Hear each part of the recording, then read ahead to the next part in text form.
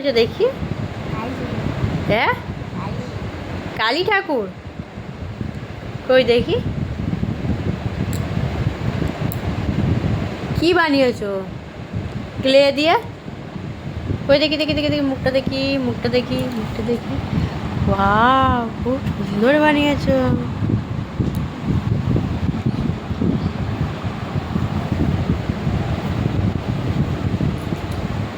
কি বানাচ্ছো মামা, বলো না একটু প্লিজ, বলো। মুখটা তোলো, এই যে মামা, তোমার মুখটা।